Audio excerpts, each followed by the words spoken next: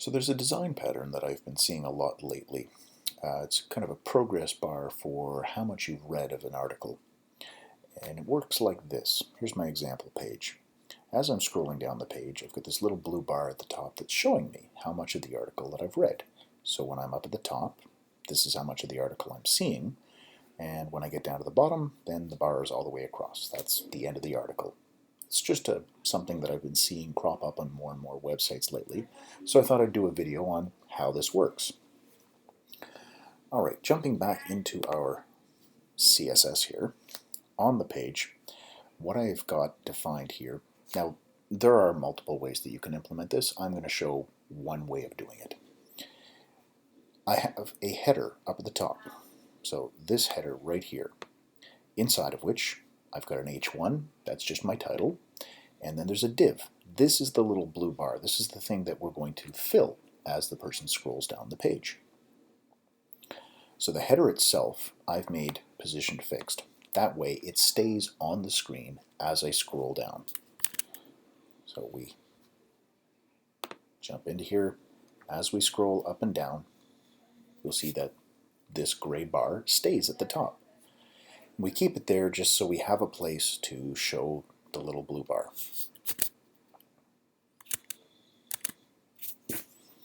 Position fixed keeps it there for me.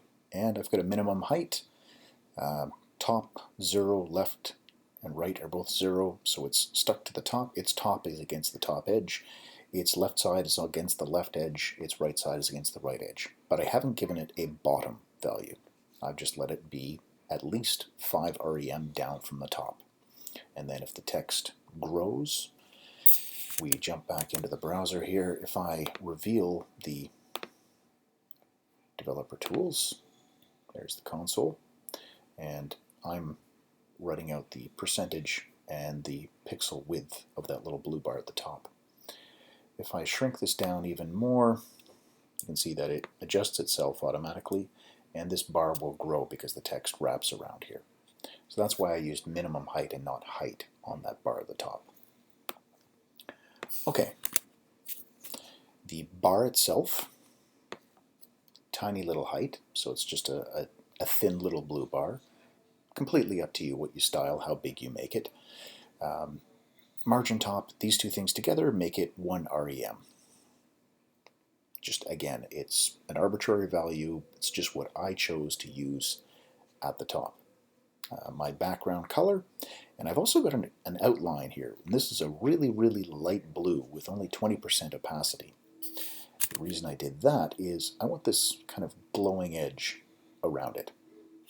We can play with the thickness, make it 1 or 2 pixels. Oh, I need to turn on live preview for this thing. And I'm going to lose some of the script. I deleted a bunch of the script. So it's a very fine line there right now. Okay, so we can play with the thickness of the outline. You've got this blue color as the background. The partial transparency is just kind of a little glowing effect around it. Now my main, this is where I've got my content that I'm going to scroll. I made its min height to be 100% the vertical height, the viewport height. Margin top, this value has to be bigger than this value. And that is to push the text down. This thing is position fixed, so it is stuck against the top edge. I want to create a gap before the main content appears on the screen. And that is why, at the very top, I have this gap. This thing is 5 rem, and then there is a 6 rem amount of margin at the top of this main. I do that just to keep this text down below the header bar. And then some padding just to keep it away from the edges. Okay, so that's the CSS. The HTML, as we said before, this is the main thing. This is the little bar that we're going to be working with. My header fills the entire width of the page. So this thing eventually will fill the entire width of the page. When you get to 100% your way through the story, this width on this bar is going to be 100% the width of the page. My main, well, this is just all the filler text. You can see there's a whole bunch of lorem ipsum text that was pasted inside there. All right, for the script, there's really not that much to it. I'm looking for my header and I'm looking for the bar so I can reference this header and this bar. I'm going to use the header to find out how wide it is, what it's the measurement from the bottom of it to the bottom of the page. I need to know how big that area is so I know how much to add or subtract from the amount that I've scrolled. And then the bar itself so I can style it. This is the main event right here that I'm using, this line 91. Window, add event listener, scroll. So there is a scroll event every time the scroll bar is moved at all. Now this could be moved because I've used my trackpad or my mouse to move the page up and down. I can click on the bar to drag it up and down. Or it also fires if I'm resizing the page. If you're resizing the browser window, you are changing the amount that the page will need to scroll.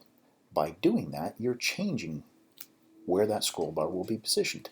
That will trigger this scroll. So you can have a script that runs as you resize the page.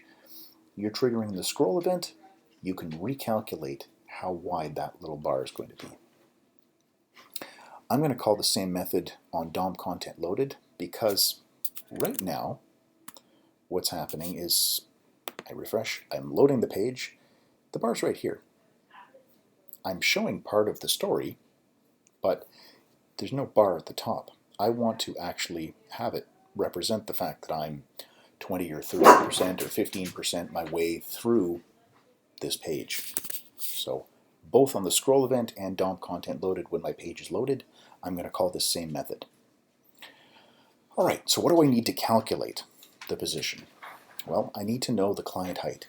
This is the height of the body, which is really the height of the main, because that's taking up the whole thing. Client height will tell me how big, in this case, document.body, this is the body element, what's the height of it. I also get the width of it. I'm going to use this width to calculate what percentage to display the bar. This will reflect how wide the browser window is. Window.page y offset. This tells me how far the page is scrolled. So let's console log these so we can take a look at the values quickly. So page height, and we'll look at page offset. Let's look at those two values.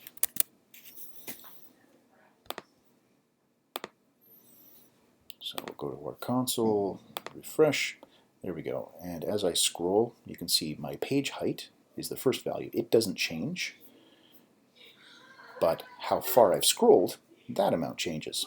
And when I get to the very, very bottom here, you can see that there is a difference between these two values, how far you've scrolled and how tall the page is. The difference between these two values is the fact that part of the page is already visible. I don't have to scroll 2780 to see the whole thing. I only have to scroll this far in order to see the entirety of the page. The difference between these two really is the distance from this bottom all the way to the bottom here. And that's our last value, this bottom that I called it. So get computed style of my header object.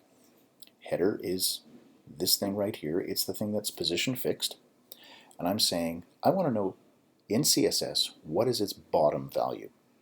So I'm going to compute how far from the bottom edge of this header to the bottom of my page. That's going to give me bottom. If I refresh this now, there we go. You can see that the bottom value is not changing. The page height's not changing. It's just how far I've scrolled. And if you add these two together, you get something that is very, very close to this amount. Now, there is a little bit of difference here with the padding and margin that it's not adding in, but this is close enough for us to say this plus this, when they equal this, or what percentage is these two things together, what percentage of that is that of this total amount. That is going to be the percentage that I use to calculate how far to make the width of the little blue bar at the top.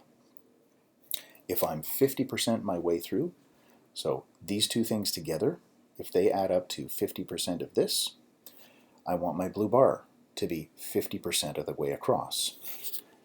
50% of the client width.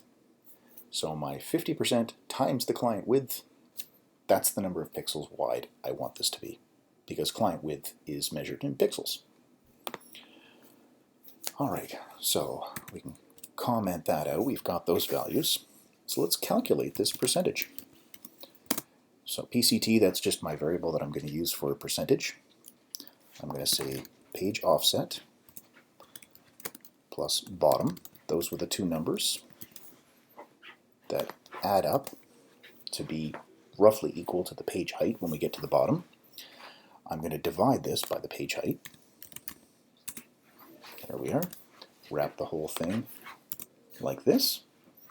And then I can multiply this times 100. I'm multiplying it by 100 because this will be a decimal number. And I'm just going to round this off. If I get 0.9987426 and so on, I just want the 0.99 part. I want the first two decimals. We get that by taking this whole value, multiplying it by 100. That moves two of the digits to the left of the decimal place. Then we can come in here and round it off. So math.round, math.floor, whichever you like. There we go.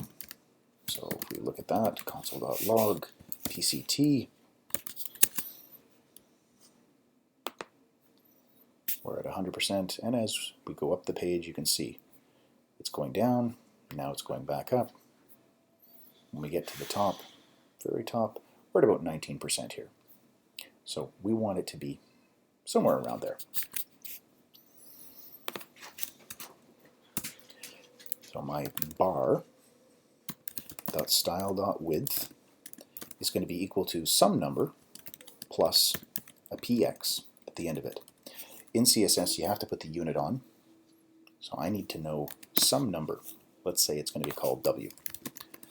And W is going to be that percent that I multiply by 100 to round it off. I'm going to divide it by 100 again. This will give me 0.99 instead of 99%, or 0.50 instead of 50.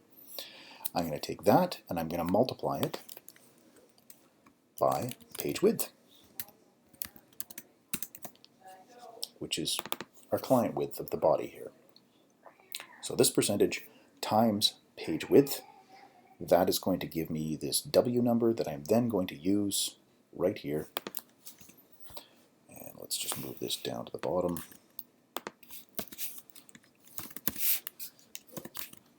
There we go. Refresh. There we go. 19% is 164 pixels. And as we go up, it climbs. When we get to the bottom, 100 is 866 pixels. I go back down, and up and down, it just moves the bar. And that's all there is to it, really. It's just that one calculation. And we're tying both the DOM content loaded event and the scroll event to this function. So as soon as the page loads, so if we kill this, launch it again, as soon as the page loads, I'm not touching it, not moving the mouse at all. There it is. This was automatically loaded. I didn't have to scroll it. We bring in the console. As we adjust things here, we're changing the scroll amount. So it works at this width, and it works at this width. Okay, and that's how you make a reading progress bar in your browser. Have fun with that. If you have any questions, please leave them in the comments. And as always, thanks for watching.